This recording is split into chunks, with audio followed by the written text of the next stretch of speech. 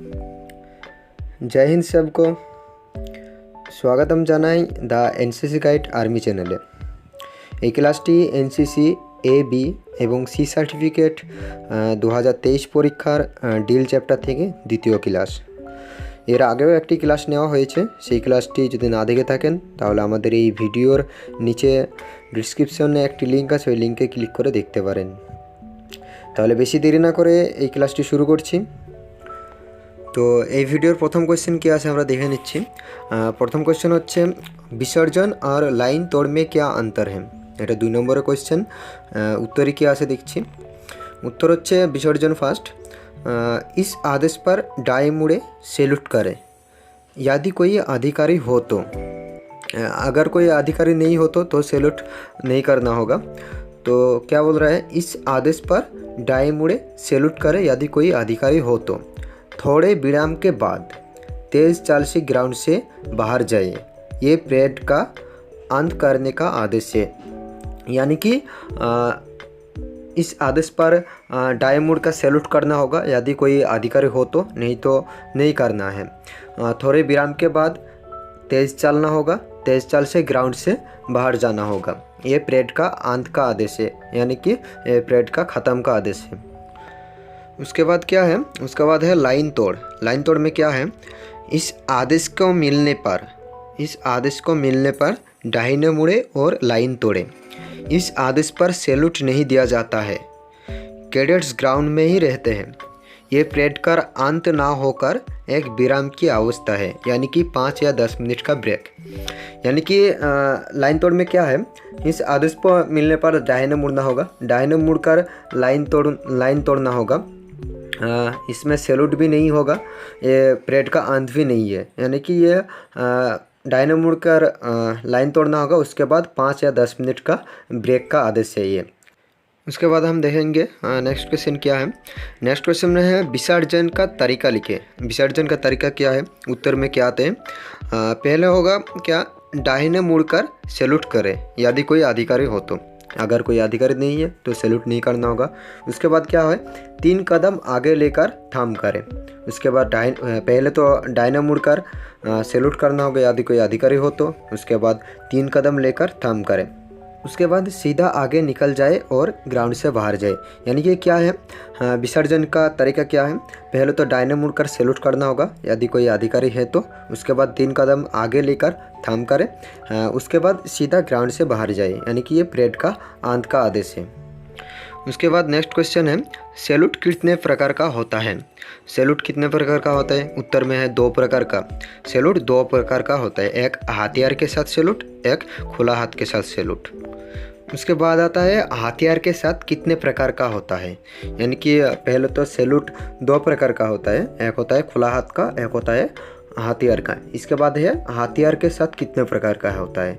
हथियार के साथ 3 प्रकार का होता है, एक होता है बर्ड सैल्यूट, जनरल सैल्यूट और राष्ट्रीय सैल्यूट।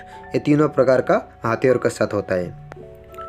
उसके बाद क्या है, उसके बाद है खाली हाथों सैल्यूट कितने प्रकार का होता है। खाली हाथों का कितने प्रकार का होता है, खाली हाथ का भी 3 प्रकार का सैल्यूट होता है। तो क्या क्या है, पहला है सामने का, दूसरा है बाएं का और तीसरा है दाहिने का। तो ये तीनों प्रकार के हैं खाली हाथों का सैल्यूट। उसके बाद बढ़ते हम नेक्स्ट क्वेश्चन को। नेक्स्ट क्वेश्चन में है खड़ा संतरी सलामी शास्त्र तथा बगल शास्त्र में किस अहदों के अधिकारी को सैल्यूट देते हैं। यानी कि सामने जो अधिकारी वो खड़ा होता है उसको बगल शास्त्र किसको देता है और सलामी शास्त्र किसको देता है। तो उसका उत्तर जानते हैं हम। बगल शास्त्र में नायक सूबेदार से लेकर कैप्टन तक दिया जाता है। बगल शास्त्र नायक सूबेदार से लेकर कैप्टन तक बगल शास्त्र दिया जाता है। और सलामी शास्त्र में क्या है, सलामी शास्त्र दिया जाता है मेजर से लेकर उसके ऊपर रैंक को। सलामी शास्त्र दिया जाता है मेजर से लेकर उसके ऊपर के रैंक को। और बगल शास्त्र नायक सूबेदार से लेकर कैप्टन तक, और सलामी शास्त्र मेजर से लेकर उसके ऊपर रैंक को। उसके बाद क्वेश्चन है राष्ट्रीय सैल्यूट और सामान्य सैल्यूट के लिए हकदार गणमान्य व्यक्ति का नाम लिखें। तो राष्ट्रीय सैल्यूट और जनरल सैल्यूट किसको दिया जाता है। पहले तो है राष्ट्रीय सैल्यूट। राष्ट्रीय सैल्यूट दिया जाता है राष्ट्रपति और राज्यपाल को। राष्ट्रीय सैल्यूट दिया जाता है राष्ट्रपति और राज्यपाल को। और जनरल सैल्यूट किसको दिया जाता है? जनरल सैल्यूट दिया जाता है मुख्यमंत्री और मेजर सहित उसके ऊपर रैंक को। जनरल सैल्यूट दिया जाता है मुख्यमंत्री और मेजर सहित उसके ऊपर रैंक को। और राष्ट्रीय सैल्यूट दिया जाता है राष्ट्रपति और राज्यपाल को। उसके बाद का क्वेश्चन है वार्ड ऑफ कमांड के कौन कौन से भाग है ये लिखे। यानी कि वार्ड ऑफ कमांड कितने प्रकार का होता है। वार्ड ऑफ कमांड 2 प्रकार का होता है। पहला है चेतावनी और दूसरा है कार्रवाई। तो वार्ड ऑफ कमांड 2 प्रकार का होता है। पहला है चेतावनी और दूसरा है कार्रवाई। उसके बाद क्या है, अच्छे वार्ड ऑफ कमांड की क्या विशेषता है, यानी कि अच्छे वार्ड ऑफ कमांड देने के लिए क्या क्या ध्यान में रखने वाली बातें हैं। तो इसका उत्तर है, पहला है ज़ोर से और साफ साफ बोला जाए। पहला है ज़ोर से और साफ साफ बोला जाए। दूसरा है साधारण तथा ऊंचे आवाज़ में बोलें। दूसरा है साधारण तथा ऊंचे आवाज़ में बोलें। और तीसरा है लंबा फैलकर शीघ्र बोलें, यानी कि लंबा फैलकर बोलना होगा और जल्दी भी बोलना होगा। उसके बाद चौथा है 2 भागों के बोलने के बीच कुछ अंतर हो, यानी कि 2 भागों के बोलने के बीच में कुछ गैप देना होगा। तो ये है अच्छे वर्ड ऑफ कमांड की ध्यान में रखने वाले 4 बातें। उसके बाद बढ़ते हैं हम अगले क्वेश्चन में। अगले क्वेश्चन है राष्ट्रपति के लिए गार्ड ऑफ ऑनर के लिए कैडेट्स की नफरी और संरचना क्या है। यानी कि राष्ट्रपति को गार्ड ऑफ ऑनर के ऑनर देने के लिए कितने कैडेट्स रहेगा और कितने लाइन में रहेगा। तो इसका उत्तर क्या है, पहले तो 150 कैडेट्स रहेगा, नफरी 150 कैडेट्स रहेगा और संरचना 3 लाइन में 150 कैडेट्स रहेगा, यानी कि 50-50 की लाइन होगा, 50-50 की डिवीज़न होगा। तो ये सब है राष्ट्रपति को गार्ड ऑफ ऑनर देने के लिए। उसके बाद है प्रधानमंत्री के लिए गार्ड ऑफ ऑनर के लिए कैडेट्स की नफरी और संरचना क्या है।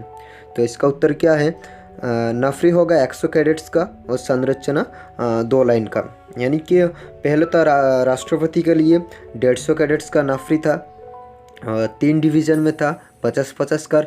और प्रधानमंत्री के लिए 100 कैडेट्स का नफरी है और संरचना 2 लाइन का, यानी कि 2 डिवीज़न 50-50 का। ये याद में रखना होगा। पहला राष्ट्रपति का 150 कैडेट्स का नफरी 3 डिवीज़न में और प्रधानमंत्री का 100 कैडेट्स का नफरी 2 डिवीज़न में।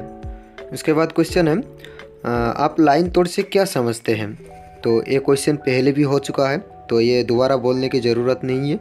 तो हम बढ़ते हैं अगले क्वेश्चन की ओर। तो अगला क्वेश्चन है बर्ड सैल्यूट किसे लागू है। तो ये 2 नंबर का क्वेश्चन है। इसका उत्तर क्या है, बर्ड सैल्यूट किसे लागू है। तो उत्तर है नायक सूबेदार से लेकर कैप्टन साहब तक। तो बर्ड सैल्यूट किसे लागू है, नायक सूबेदार से लेकर कैप्टन तक बर्ड सैल्यूट लागू है। तो उसके बाद बढ़ते हैं हम अगले क्वेश्चन की ओर। अगला क्वेश्चन है ड्रिल की शुरुआत कहाँ से हुई है। तो ड्रिल की शुरुआत कहाँ से हुई है, ड्रिल की शुरुआत हुई है जर्मनी से। ड्रिल की शुरुआत तो कहाँ से हुई है, ड्रिल की शुरुआत जर्मनी से शुरू हुई है। तो उसके बाद बढ़ते हैं हम अगले क्वेश्चन की ओर। अगला क्वेश्चन है स्क्वाड ड्रिल किसे कहते हैं। स्क्वाड ड्रिल किसे कहते हैं, ये 3 नंबर का क्वेश्चन है। तो इसका उत्तर है जब नॉर्मली कोई टेस्ट होती